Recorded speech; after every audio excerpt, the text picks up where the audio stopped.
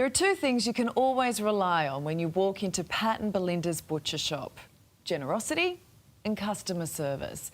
But that's come back to bite them when, in good faith, they filled a huge order for high-priced premium beef.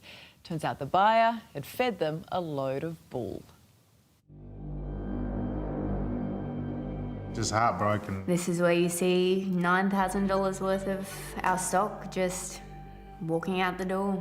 What would you say to these thieves? How dare you?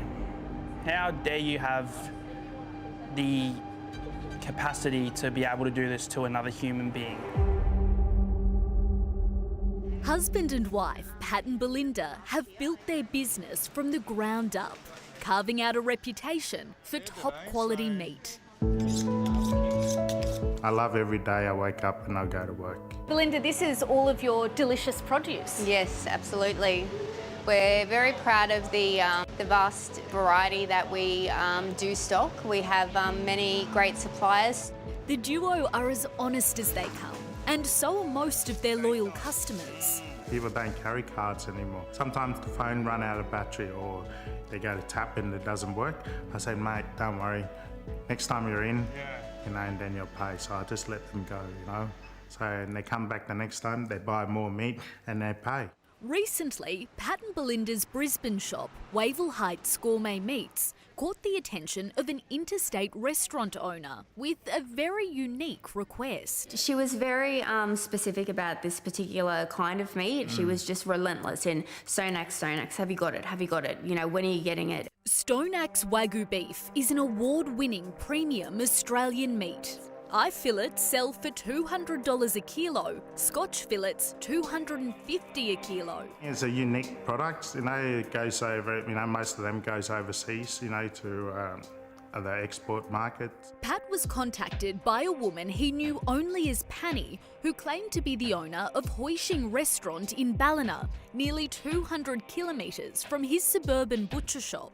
And she was saying that it was for her and her brother. They were sharing the produce. She needed it by a specific time. It had to be that actual meat. Hello, Patrick. Much appreciated for your time. Stone Axe Scotch Fillet. Marble score 8 to 9+. Good morning, Patrick. Any news yet regarding Stone Axe? So I thought I was going to help this person out because they really want this product. So I sought the product out and I finally got it. The order Panny placed with Pat was for close to $9,000 of the top-tier meat. A day before it was due to be collected, Panny sent Pat and Belinda what appeared to be proof of payment. She had sent a picture of a printout, a St. George Bank printout. The small details and the fine print, everything about it looked to be legit. Panny said her brother was going to pick up the order. Pat asked for his licence details so staff could verify it was him who was picking it up. But she pushed back, saying his number plate could be taken down instead. That's when she got a little bit cagey and said she told her brother about this, and he got very upset and he said to even cancel the order. The next day, right on closing time, Panny's brother arrived at the shop. 4 boxes? Yep. Pat and Belinda's nephew, Darren, was tasked with handling the order. He was just very, very short, didn't really want to have any type of interaction with me. They said they were coming from Ballina, so I just asked, Big drive for you. That's when Darren suspected Panny might be telling porky pies. But by then, the premium Wagyu was already piled into the back of an unrefrigerated vehicle, which swiftly took off. He walked out with $9,000 worth of meat. When the next business day rolled around and the payment still hadn't appeared in Pat's account, he attempted to contact Panny. So I called that number and that phone no longer exists. It's just a burner phone that was probably disconnected the minute he picked up the order. After tracing the bogus beef thief's number plate, Pat and Belinda discovered a hire car was used to carry out their high-stakes heist. When we called Hoishing Restaurant, the manager told us they've never ordered from Pat and Belinda's shop and certainly never collected the meat.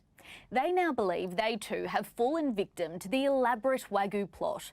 In fact, they're so on edge, they even thought our call might be part of it. We wanted to ask you about an order of meat that was allegedly placed with Wavell Heights Gourmet Meats under the name of your restaurant.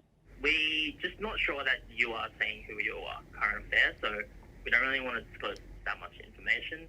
Eventually, though, the manager told us. So we believe someone's impersonated us to make the order.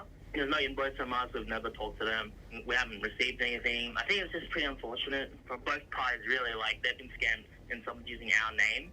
It's very disheartening because at the end of the day, you know, they're not only taking from us, which is a small business, but we try and give back to the community as well that supports us. Pat and Belinda have reported the theft to police, who are now in the midst of smoking out the beef bandits. I would like for it to be tracked down to where that meat has gone and for it not to happen to any other business again. Yeah, we feel for you, Pat and Belinda. You try and help and they steal from you. Some people are just low lifes, aren't they?